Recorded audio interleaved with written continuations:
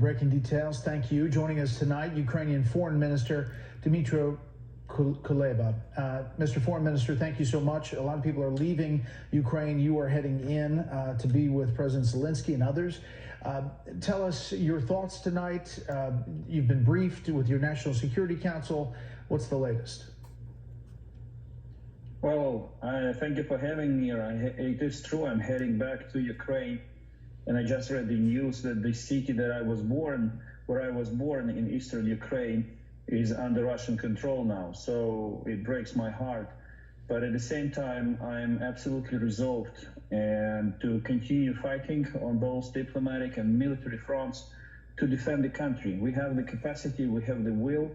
This is our land, our people, and we stand for the right cause. And partners, if partners support us in a very resolved way, with the toughest sanctions possible on Russia, with the exclusion of Russia from international community, and with the sustainable supply of weapons, we will have good chances to prevail and to stop this madness, this crazy, illegitimate war. You know, we talked when you were here on set about facing this Russian military and the overwhelming force just in numbers and equipment. Today, your president said 137 Ukrainians died, 300 were wounded. This is day one. You mentioned sanctions. What is your reaction to President Biden's sanctions today, and what do you think will come of them? The sanctions that were imposed today by the Biden administration are, of course, much tougher than the previous round, and I think we discussed it in your studio just yesterday. These sanctions are appreciated. We understand that because of the reluctance of some European partners led by Germany, Russia was not disconnected from SWIFT.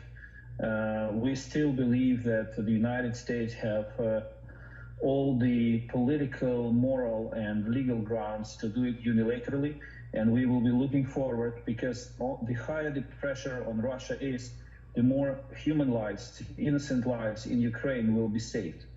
You know, you mentioned SWIFT. I want to play a soundbite from President Biden. There were a lot of questions from reporters about why not go further with these sanctions. Take a listen, Mr. Minister.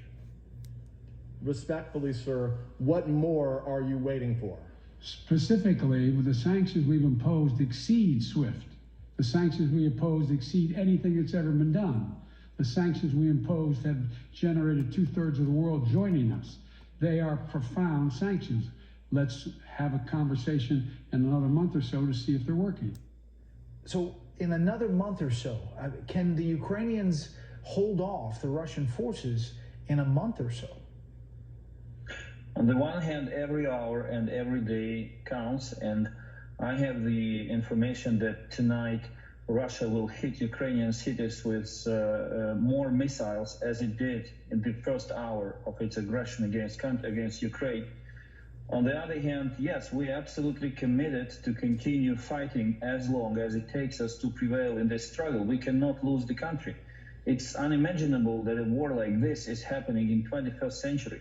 And we, again, are defending our soil. So everyone is very committed to continue fighting. And thanks to this resolve, Russia failed to achieve all of its goals in the very first invasion. Their plan was a blitzkrieg, like the Nazi one, against the Soviet Union or France in the beginning of the Second World War. But our plan A now is to make blitzkrieg plan fail. You know, do you have any anecdotes, any stories that you heard in your National Security Council meeting about that pushback from Ukrainians? We've heard anecdotally that there have been places where the Russians were trying to move fast and they ran into a lot of resistance. Any specifics? Yes, it is true. The most dramatic event of the day or development of the day is, of course, the Battle of Gostomel, the airport that you mentioned in your report. It was the first attempt of Russian paratroopers to land there was repelled by Ukrainian forces. The second attempt, when they brought in more helicopters and more paratroopers, was successful. And then they thought that they took it under control, and I even saw the video of Russian soldiers setting up a checkpoint. But then a unit of Ukrainian paratroopers and helicopters threw them back disperse them, and heavy fighting now continues. So this is an example that even if we lose the ground, even if we lose the battlefield, it doesn't mean that we abandon it. We just mobilize forces and try to win it back. And that's how this war will continue. You mentioned the town where you grew up, now in Russian control. I just want to ask you about you. Yeah, I'm sure you realize that you're probably on a Russian list.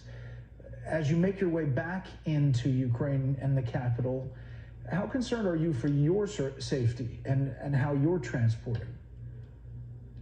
I'm a human being. Of course, I'm concerned for my life, for the life of my family. But it's true that I'm on the list and I'm one of the targets for the Russians. But if a Ukrainian soldier is fighting these days in the trench, these hours in the trench, and sacrifice his life, how can I not be with them, be with the people of Ukraine, doing my best on diplomatic front to help them succeed? And to succeed, again, we need sanctions, toughest sanctions possible, and we need more weapons to continue fighting, because the amount of the amount of tanks, armored vehicles, airplanes, helicopters that Russia threw on Ukraine is unimaginable. And we need more javelins, we need more systems like Stinger to continue fighting in the best interests of the world, because trust me, the world cannot allow Russia to prevail in Ukraine. If it does, then we will wake up in a completely different world the next day. Last thing, Mr. Minister, and we appreciate your time. For the people here, the experts who look at just the numbers and what you're facing as a force against force, and they say it's really a lost cause. What do you say? Are you saying that you're going to keep fighting even if it becomes an insurgency and a Russian takeover? Those people who say it's a lost cause, they don't know Ukrainians. They don't know Ukrainians. We will fight. This is our land. These are our people. It's true that we lost some of our territories in the first day of offensive, but it started in a very treacherous way. And yes, we are facing a much stronger force against us, but we are fighting on our soil for our land. And there were many cases in the history of the world where a smaller nation would prevail over a bigger one, simply because it was fighting on the right side of history. Mr. Minister, we appreciate your time. You have leaders on the left and the right in this country, and a lot of Americans really pulling for you and your country tonight. We wish you safe travels, and we'd like to check in throughout this time. Thanks. Thank you, sir.